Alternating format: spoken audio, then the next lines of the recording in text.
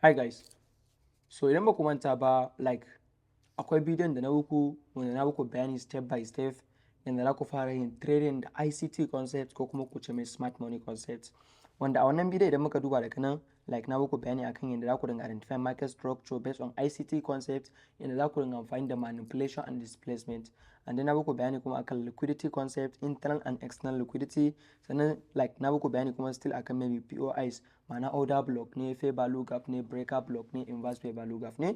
Yes, sannan kuma last one a time din na muku bayani akan market maker buy model ko kuma market maker sell model, duka na muku wannan bayanin. So a time din abin da ban muku bayani akan shi ba shine ban muku bayani ba akan time and price, saboda a lokacin na ce muku bayani akan wannan time and price din bidiyon zai yi tsayi sosai, bidiyon zai iya kama maybe 1 hour, wanda a time din maybe bidiyon na yi shi bai wuce 30 minutes wani haka.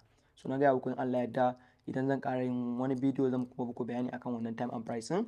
So idan muka duba I think jiya na yi bidiyo akan time and price, so amma na jiya daban and then na yau ma daban, kun gane ba. So na yin Allah yadda zan ƙara shi muku maybe wannan bidiyon da na fara muku akan step by step yadda za ku fara trading da ICT concept ko kuma ka ce mai smart money concept. So amma ka kuma ta ku danna mun subscribe and then ku danna mun like a wannan bidiyon. So abu na farko idan muka duba before mu shiga cikin wannan bidiyon, akwai mutane da dama maybe da suke tambaya na broker wanda za su dinga amfani da shi wajen yin trading, ko kuma ni wani broker nake amfani da shi maybe wajen yin trading S&P 500 ko Nasdaq 100 ko kuma maybe US 30, right? So yanzu in Allah yadda zan muku bayani akan wannan broker. Wannan ita ce broker da nake amfani da ita wanda muke cewa ta BTC Dana. Wannan broker za ku ji daɗin amfani da ita sosai, kun gane ba. Idan muka duba asan wannan bidiyon description za ku samu link na wannan broker, sai ku je maybe ku je ku yi sign off and then kuma ku je ku yi sign na account ɗinku. Yes, so da farko yanzu bari dan muku bayani maybe akan wannan broker. Yes, kamar yadda ga muku wannan broker tana da kyau and then tana da daɗi sosai wajen yin trading, kun gane. Sannan kuma wajen depositing and withdraw bayi da wani matsala cikin wannan broker, kun gane.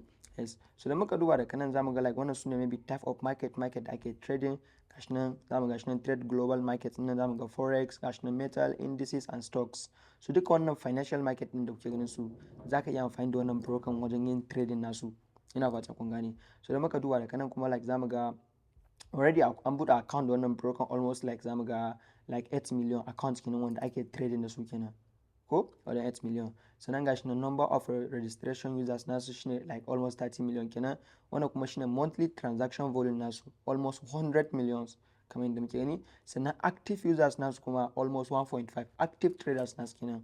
So kamar yadda muke gani wannan broker ne wanda da kuɗi kaɗan zaka iya fara trading, $10 zaka iya fara trading da su. Sannan za su baka high leverage almost 1.500. Sannan suna da tsaro. Sannan kuma kamar yadda kuke gani wannan broker worldwide ne, normal za ka dinga amfani da wannan broker kamar yadda kuke. So wa'annan su ne features da suke cikin wannan broker. Yes, sai muka duba wa'annan su ne kalan kamfanoni da suke partnership da su. Za mu ga da kalan trading view kamar yadda muke gani. So za mu ga wannan broker idan maybe kana so ka yi amfani da ita za ka yi amfani da ita maybe ta hanyar web ko kuma mobile ko kuma desktop kamar yadda muke gani, and then tana da sauri sosai. Sannan safe rate nasu za mu ga 0 ne kamar yadda muke gani. Daga nan wannan ma wani features ne da yake ciki. Yes, sannan idan muka duba za ka iya amfani da ita ne a MT5 maybe desktop ko kuma maybe mobile phone. So duka za ka iya amfani da wannan broker. So idan muka duba daga kanan za mu ga gashi wannan shi ne type of account da suke da shi, BTC Dana account, gashi nan standard account, premium account. Sannan wannan shi ne type of market da ake trading kamar da muku bayani, forex, metal, indices and stocks. Yes, duka za ka iya amfani da wannan broker wajen yin trading. Idan muka duba nan kuma gashi nan maybe wani kalan tools nasu ne kamar yadda muke gani. Wannan duk wasu features ne idan muka duba. Sannan za ka iya fara trading maybe da kuɗin ko kuma ka try in demo account nasu, duka za ka iya amfani da shi. Sannan maybe bayan ka je ka yi registration maybe za ka yi login account ɗinka. Idan muka duba daga nan za mu ga daga nan ga account ɗin maybe za ka gashi nan account information, trading account, gashi nan za mu ga abin nan order details nan, gashi nan deposit and withdraw, and then ga downloading. Duka idan kana so duka za ka duba. Idan ka clicking na wajen account information za ga wannan shine information na account naka, email naka ne, phone number naka ne, kun gane, password naka, everything da kasa. Kuma ta nan ne za ka yi amfani da shi ka zo maybe ka zo ka verify account naka, ka tabbatar ka yi verify. Sannan kuma ka zo idan kai scrolling da kasa za ka sa maybe withdraw information naka, za ka isa local bank naka, har ofe za ka iya amfani da shi normal, ba su da matsala. So idan muka zo muka duba ma gashi nan wannan shi ne trading account din, za mu gani za ka sa kuɗinka za ka dinga trading and then za ka je ka yi connecting maybe da MT5 naka ko MT4 kamar yadda muke gani. Wannan BTC Dana trading account na suke za mu ga $2,000 kamar yadda muke gani. zaka dinga ganin profit naka or loss naka, everything duka zaka dinga gani a dashboard naka. Sannan ga wajen order details nasu idan muka duba za mu gani maybe wajen depositing ne, kai withdraw ne, wajen real account naka ne, wajen demo account naka ne, wajen order duka komai da komai nan duk wani information za gani. Sannan ga wajen like depositing and withdraw, like normal ba su da wani matsala. za mu gani zaka iya amfani da bank ko kuma TRC20 ko kuma ko kuma gashi nan ERC20 na Ethereum kenan ko kuma bank ne, duka zaka iya amfani da shi wajen yin depositing. And then wajen withdraw shi ma kamar yadda muke gani, shi ma like zaka iya amfani da local bank na kamar yadda muke gani. Yanzu zan yi withdraw na $2000, za mu ga shi maybe ga rate din da suke siyan dollar 1700 suke siyan dollar, ga amount nan $2000, and then ga kudin nan in naira 3.4 million. Yanzu maybe idan za a yi withdraw din wannan kenan, idan aka click withdraw already zai shiga zuwa cikin account naka. So wannan shine kamar yadda muke gani. Wannan broker za ku ji daɗin amfani da ita sosai. Ina amfani da wannan broker sosai wajen yin trading a live account. Maybe ina trading maybe US 500 da kuma US 100 da kuma US 30. Idan zan yi trading wa'annan, ko kuma maybe za ka yi trading maybe stocks ko kuma maybe like Tesla ne ko Apple, duka za ka yi amfani da wannan broker. Like ya kamata a sai trader ya kasance kana using da wannan broker. So don ka duba a wannan video description za ku samu link na wannan broker, like sai ku je ku yi downloading wannan broker, sannan ku je ku yi sign off account naku, sannan kuma ku yi sign in na account ku.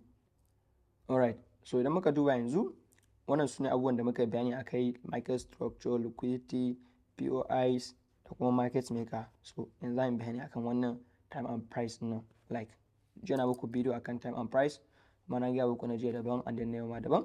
Yes, ne za ku dan fi understanding tun da already da wannan riga an tsara shi last week.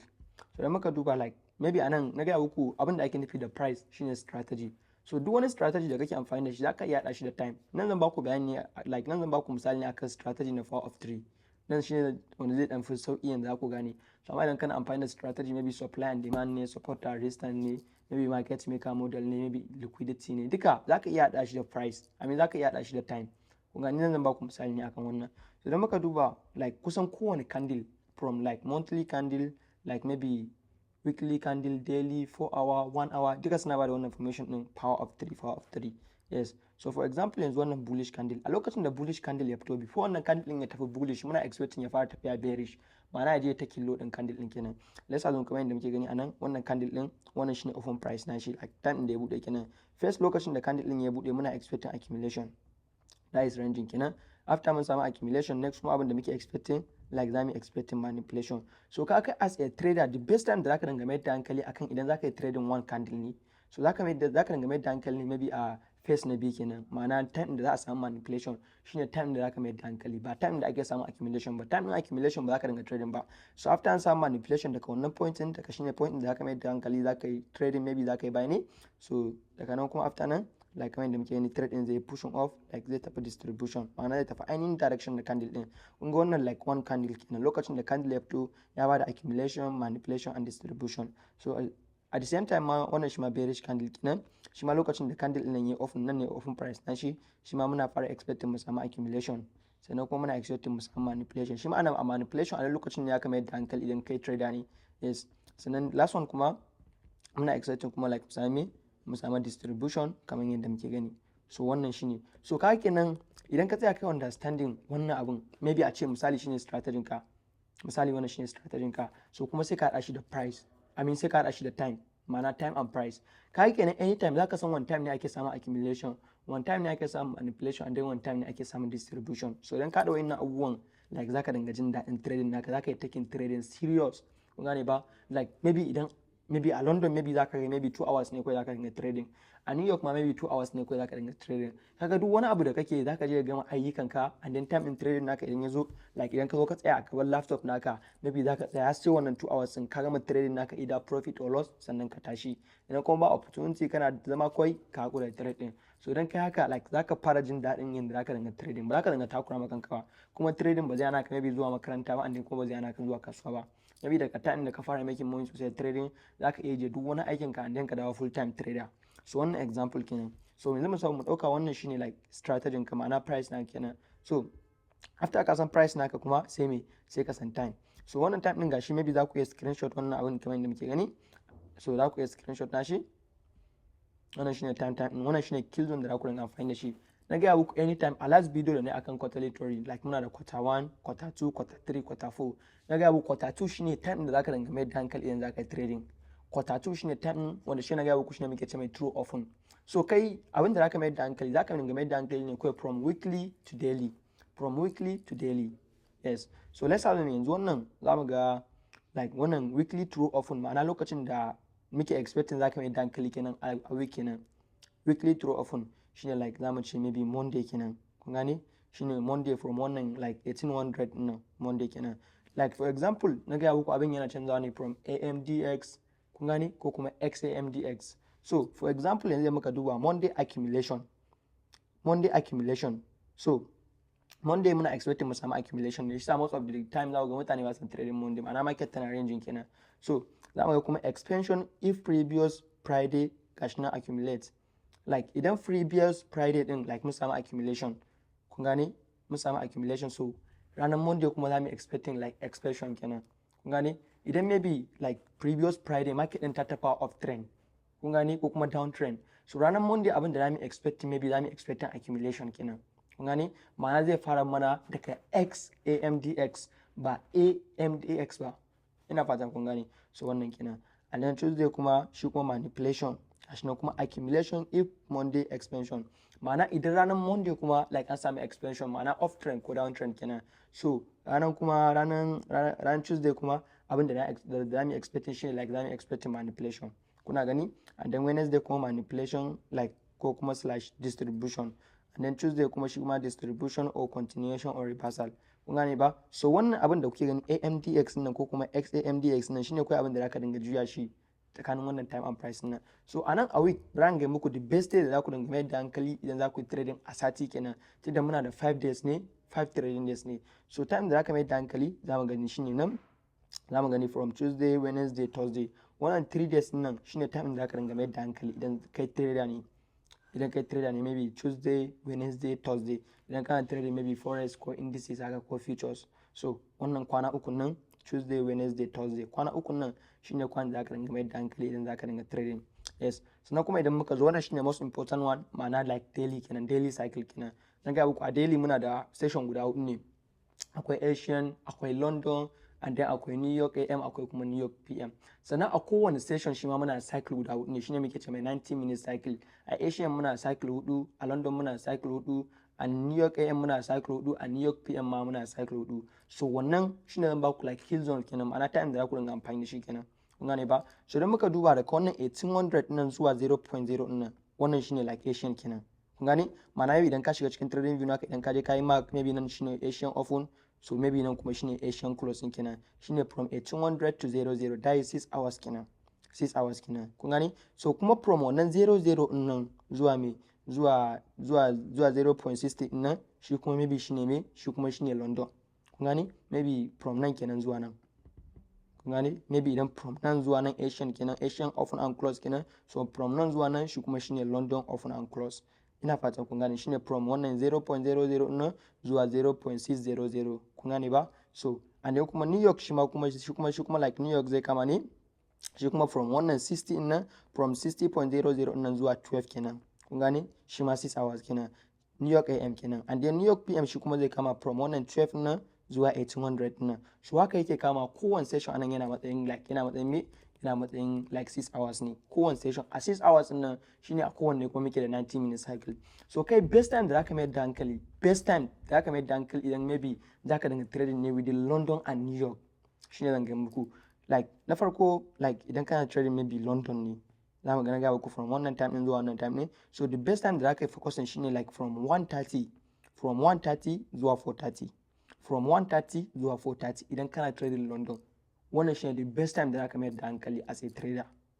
Wannan shine kill zone din kenan. Yes, and then kuma idan kana trading maybe a New York AM ne, shi kuma the best time da zaka mai da hankali shine from wannan da mu gani from 90 zuwa kuma 10:30, kun gani, shi wannan shine the best time da zaka mai da hankali in kana trading a New York AM ne.